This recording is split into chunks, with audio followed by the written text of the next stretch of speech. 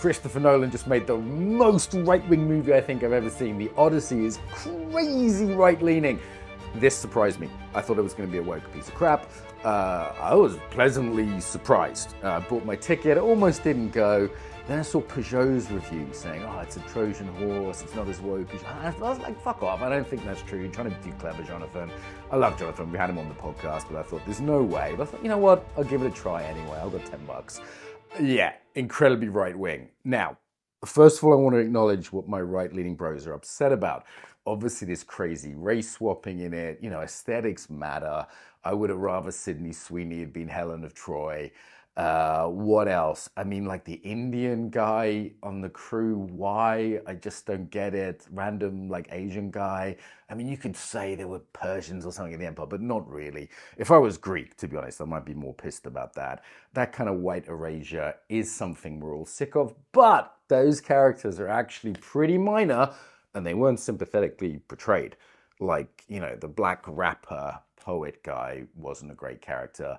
Both of the African women who were married, like, those marriages were a disaster. One murdered her husband and then killed. One, you know, ended up scar-faced and just wasn't good for anyone. If anything, you could say it's a warning about intercultural marriage. Who else? The tranny character, Elliot Page's character. You wouldn't want to be them, right? I mean, they're basically a dupe. It's a sort of sympathetic, right-leaning point of view on the whole trans or, what do they call it? Non-binary thing. Like, they've been duped and it's duping other people, right? So I go, yeah, it's a fairly sympathetic portrayal, but not someone you'd want to be. Also, these characters have fairly minor screen time. The key thing is, what is the key message? What is a totally trad core message? I'm going to break it down for you. We'll look at the different parts. A lot of it's mythological / psychological, not like this obsession with who's playing who. I mean, there's a few other silly things like, you know, if you've ever taught archery, I feel your pain. The pew pew pew, like terrible archery. I taught 10-year-olds to have better archery than Team America Boy in like literally in 15 minutes. So if you're an archery guy, I feel your pain. Okay, why is it trad? What's the basic message? The basic message is returning home to kick out a bunch of parasitic foreigners who are sponging off the state and harassing the women. It's anti-mass migration message. Like, that is clear.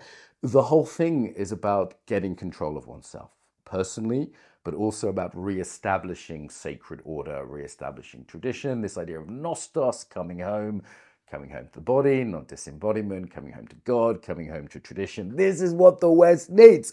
Right at the end of the film, is even explicitly saying this is about renewing the decadent West. Again, I'm going to break it down. We'll look at the different parts. What else? Home, marriage, family, virtue, sacred order, courage. These are like classic conservative values that it's pushing. So yeah, don't be fooled by like the odd black character or whatever. That doesn't matter. Doesn't matter. All right, what else we got? The psychological meanings. We can think of the sea as the unconscious, sort of Jungian interpretation. The crew, in a way, is Odysseus integrating parts of himself. Well, what parts? Well, it's classically Christian and even Platonic before that. Like is it Circe who turns his guys into pigs? It's like the animal self. Yeah, I'm going to do a whole nother video on war trauma because that's another trauma. The interpretation of trauma and the return home after war is another big part of this. But that aside, the integration of the animal self, the lustful self. I mean, who doesn't have sirens in their life? You know, where's my mobile phone? Oh, I'm recording on it. There it is. So, like, this is the sirens of the modern age calling us to distraction, basically. So really up to date in that sense. And Calypso, like, this is the blonde we shouldn't get together with. She's also promising, you know, fame, eternal life, and the Lotus Eaters. Shout out to my friends on the Lotus Eaters channel. They did a video on the Lotus Eaters. If not, Stelios, do a video on it. Do you see my interview there? It's a good interview. Anyway, the Lotus Eaters is drugs. So we're all prone to wanting escapism, you know, whether it's the escapism of gaming or online gambling, or more literally, you know, opiates, etc. As far as I can tell, the lotus flower is an opiate that makes people forget who you are, makes people forget your home. This is a massive one. I was just in the UK and a lot of the white guys on the streets I was seeing were drug addicts. It was migrants and drug addicts. That's what I saw on the streets of the UK. So yeah, super sad, but he has to overcome that. That's sort of the last hurdle before he gets home, right? It starts off at the beginning, but actually, because it's out of time, it's the last one. It's the allure of immortality, but that lure of being lost in inappropriate sexual relationships and drug relationships. All right, what else? Oh, the whole thing is about not defying the gods, right? It's about re-establishing sacred order back home, but also in oneself. And part of that is the order of the son, who has, the mentor. This is the race swap they should have done. They should have made the kid without a dad black. They should have made his son black. That would have been wild. That would have all the conservative pros freaking out. You're missing the point. Like, I'm sorry, but you're missing the point. We've been so trained to see things in terms of skin color. That would have been a wild race swap. The kid without a dad. In the book, actually, he has to step up as a man much more. He has to make a speech to the suitors, and he kind of challenges them before his dad. This is way before his dad gets home. Also, this sort of interaction of moving away from the protective mother. I thought Penelope was well done. The importance of loyalty, the importance of marriage, no matter what, not just getting divorced immediately. Like, that was beautiful. Like, strong female character, like classic conservative woman. Love it. Including like the bitch handmaiden who like hooks up with the suitors and lets her down. All right, what else we got? Lustful desires. So we got Circe, the pigs, inappropriate sexual behavior, the distractions. Oh, and then all the other just like rage, like the Cyclops is like the sort of, rageful animal part of oneself. It only has one eye, so can't really see. I mean, this is something every man must overcome. Again, the trauma video, I'll go into that from a trauma point of view. The hyperarousal, the anger issues of trauma make that even worse, sort of post-war.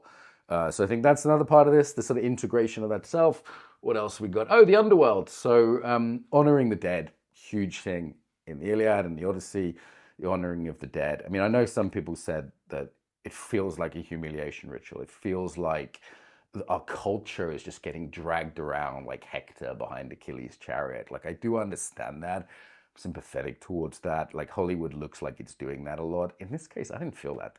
I really felt like despite the lack of aesthetics of a few of the actors and the silliness of the race swap, I didn't feel like that was the main message. I feel like it's honoring the Western tradition, which is the point. So honoring the dead comes to honoring the tradition. Talking to the dead is like, okay, honoring the ancestors, the people who come before us. Like, this is a message that's needed today, for sure. All right, what else we got? The suitors. Okay. Oh yeah, the beggar.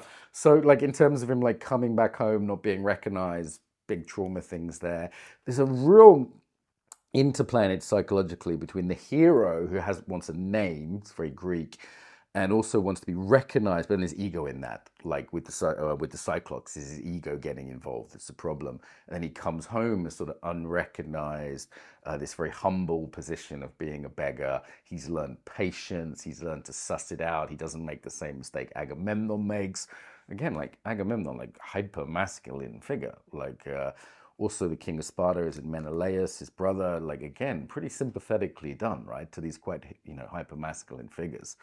I'll talk about the moral injury of the war in the other video. All right, so the suitors.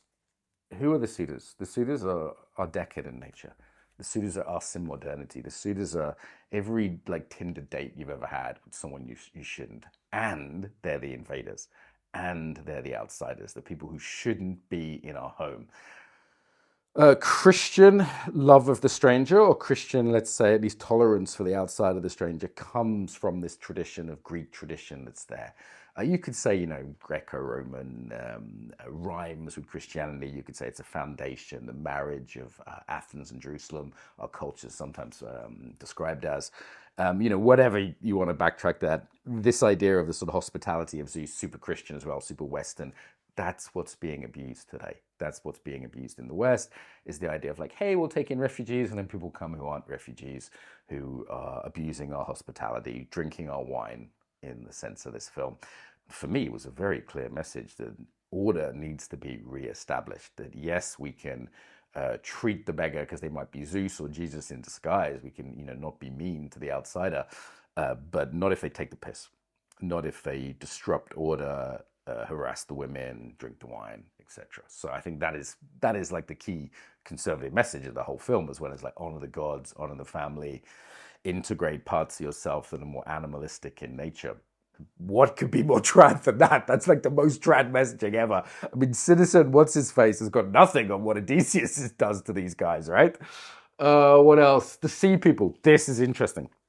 So I'm not sure if I misheard this. Tell me in the comments if I did.